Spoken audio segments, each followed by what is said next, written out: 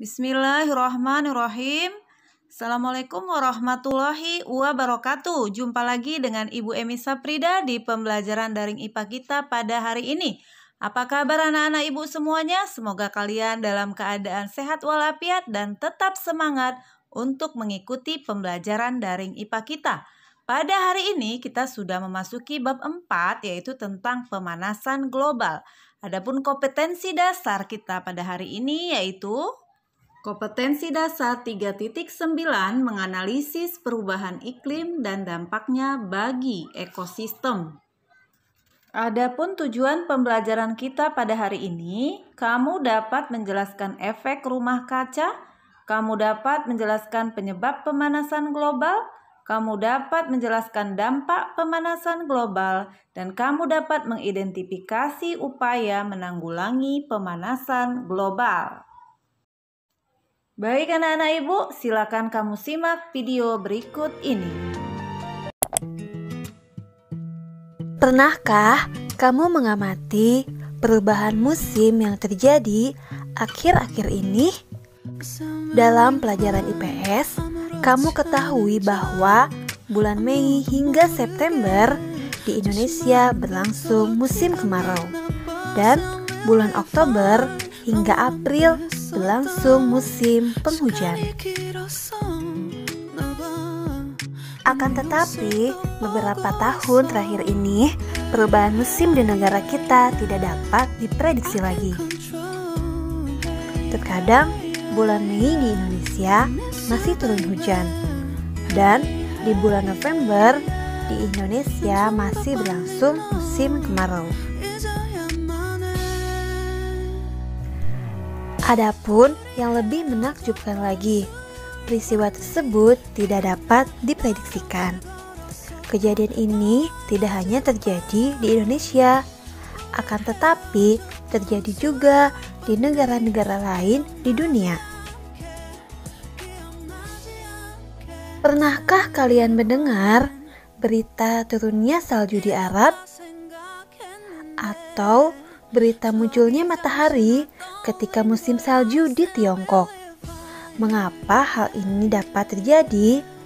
Apakah yang akan terjadi pada bumi kita?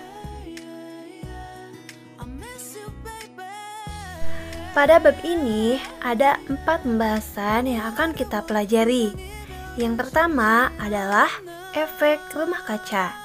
Yang kedua, pemanasan global. Yang ketiga, penyebab pemanasan global, dan yang keempat, usaha-usaha untuk menanggulangi pemanasan global. Dan pembahasan pertama adalah efek rumah kaca.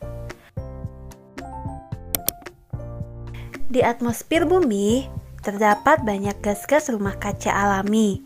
Siklus air, karbon dioksida, dan metana adalah beberapa bagian penting yang ada di dalamnya. Tanpa adanya gas-gas rumah kaca, kehidupan di bumi tidak akan terjadi.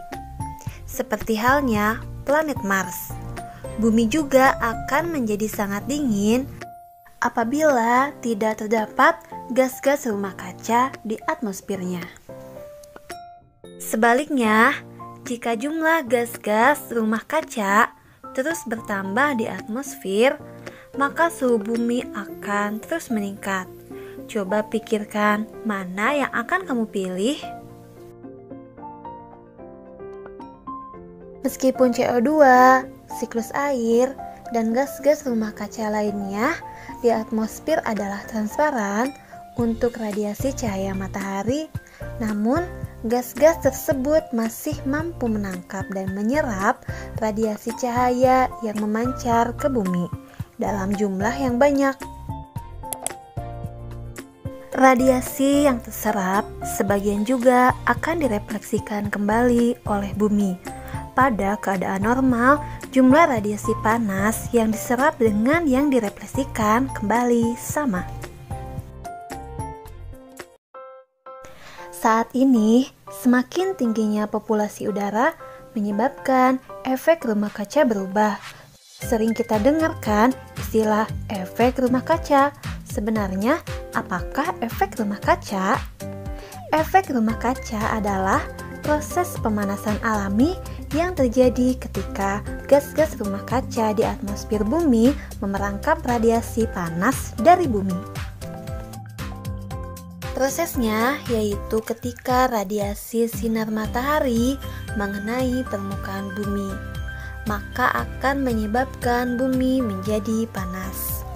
Radiasi panas bumi akan dipancarkan lagi ke atmosfer.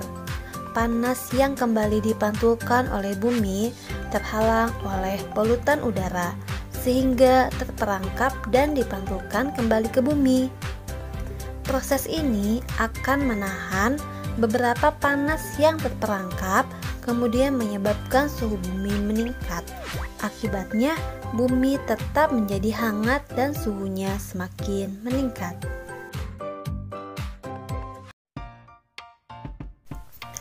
Gas rumah kaca membiarkan cahaya matahari masuk ke dalam bumi.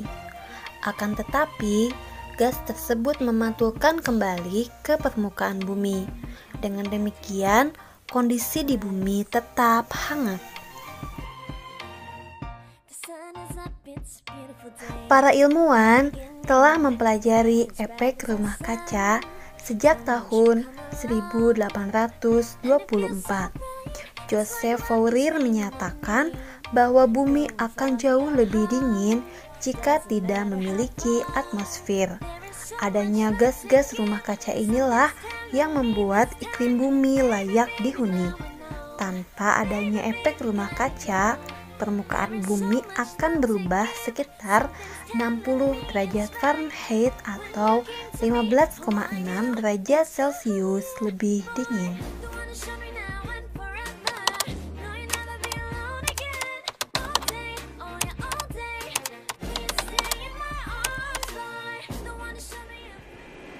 Pemanasan global atau global warming merupakan fenomena atau juga proses naiknya suhu rata-rata atmosfer, laut, dan daratan bumi secara bertahap.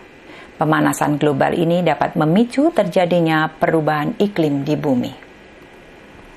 Suhu permukaan bumi telah menunjukkan peningkatan sebesar 0,6 derajat Celcius dalam 1 abad terakhir ini. Peningkatan ini sepertinya kecil, namun dampaknya ternyata cukup besar bagi bumi dan kehidupan di bumi. Gejala ini dapat diamati dan dirasakan, misalnya pergantian musim yang tidak dapat diprediksi, banjir dan kekeringan di wilayah yang biasanya tidak terkena, juga sering terjadi angin puting beliung, terumbu karang yang memutih. Dari segi kesehatan pun sekarang berdampak pada adanya penyakit malaria, kemudian demam berdarah.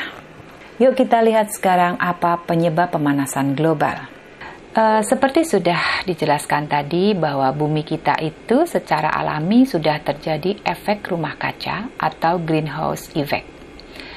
Namun aktivitas manusia akan menambah panasnya bumi. Itulah yang menyebabkan bumi semakin panas atau pemanasan global. Penyebabnya adalah yang pertama, emisi atau pengeluaran karbon dioksida yang berasal dari pembakaran gasolin sebagai bahan bakar alat transportasi. Penyebab berikutnya adalah kebakaran hutan yang menghasilkan banyak karbon dioksida. Penyebab berikutnya adalah penggundulan hutan atau deforestation. Hutan yang gundul tidak mampu menyerap karbon dioksida sehingga menambah pemanasan bumi. Berikutnya adalah emisi karbon dioksida atau pengeluaran karbon dioksida yang berasal dari pembakaran bahan bakar fosil sebagai pembangkit tenaga listrik. Penggunaan hairspray, AC, kulkas juga akan menghasilkan gas CFC di udara yang akan menambah pemanasan global.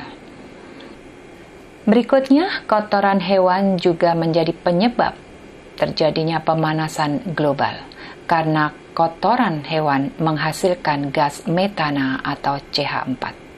Dan berikutnya, pupuk kimia yang digunakan oleh petani akan menghasilkan gas dinitrooksida. Nah, sekarang marilah kita lihat dampak pemanasan global terhadap kehidupan manusia di bumi. Dampak pemanasan global yang pertama adalah temperatur bumi yang semakin tinggi. Meningkatnya suhu permukaan bumi dalam kurun waktu 1 abad terakhir telah mengubah cuaca dan iklim di berbagai wilayah bumi, terutama di daerah kutub utara, sehingga mengakibatkan gunung-gunung es akan mencair dan akan lebih sedikit es yang terapung di laut. Juga curah hujan akan meningkat dan badai akan lebih sering terjadi. Air tanah juga akan lebih cepat menguap sehingga beberapa daerah akan menjadi lebih kering dari sebelumnya.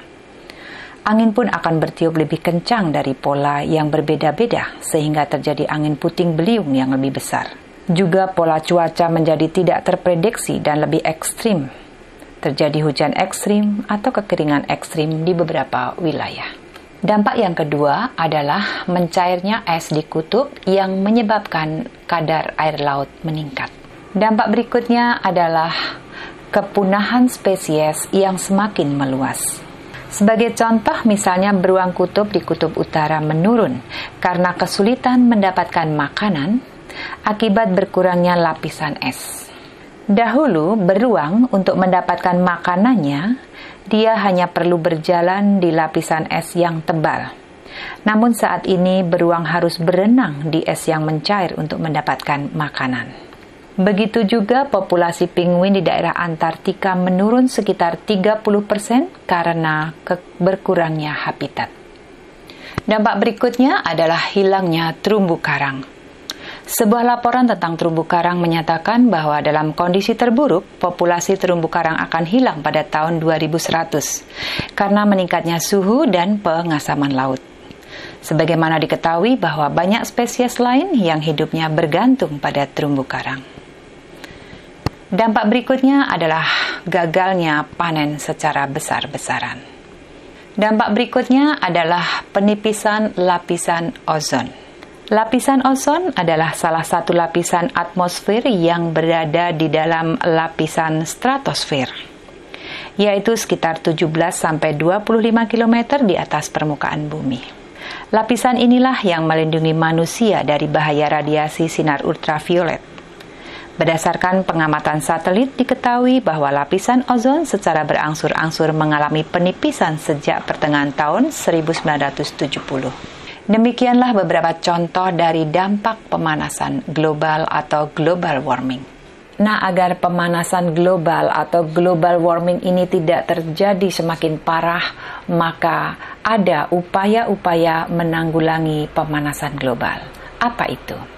Upaya penanggulangan pemanasan global yang pertama adalah menggunakan energi terbarukan dan mengurangi penggunaan batu bara, gasolin, kayu, dan bahan bakar organik lainnya. Upaya yang pertama adalah menggunakan energi terbarukan dan mengurangi penggunaan batu bara, gasolin, kayu, dan bahan bakar organik lainnya. Indonesia melalui Menteri ESDM atau Energi dan Sumber Daya Mineral sudah bertekad mencari terobosan baru, yaitu dengan pemanfaatan biogas sebagai alternatif pengganti penggunaan bahan bakar fosil atau batu bara untuk pembangkit listrik dan industri. Biomasa adalah energi yang dibuat untuk bahan bakar yang didapat dari sumber alami yang dapat diperbaharui seperti tanaman dan hewan. Yang kedua adalah meningkatkan efisiensi bahan bakar. Ini dengan dilakukan dengan cara apabila kita pergi ke sekolah, ke kantor, atau ke manapun kita pergi, bisa lebih sering menggunakan transportasi umum. Supaya pengeluaran gas karbon dioksida dari kendaraan bisa berkurang jauh lebih banyak. Upaya yang ketiga adalah mengurangi deforestation atau penggundulan atau pembakaran hutan untuk lahan-lahan pemukiman dan lahan industri. Yang keempat adalah mengurangi penggunaan produk-produk yang mengandung CFC dengan menggunakan produk-produk yang ramah lingkungan. Dan berikutnya adalah mendukung dan turut serta pada kegiatan penghijauan. Itulah contoh-contoh yang dapat diupayakan untuk menanggulangi pemanasan global. Akhirnya, yuk kita selamatkan bumi kita dengan melakukan aktivitas sehari-hari yang lebih cerdas.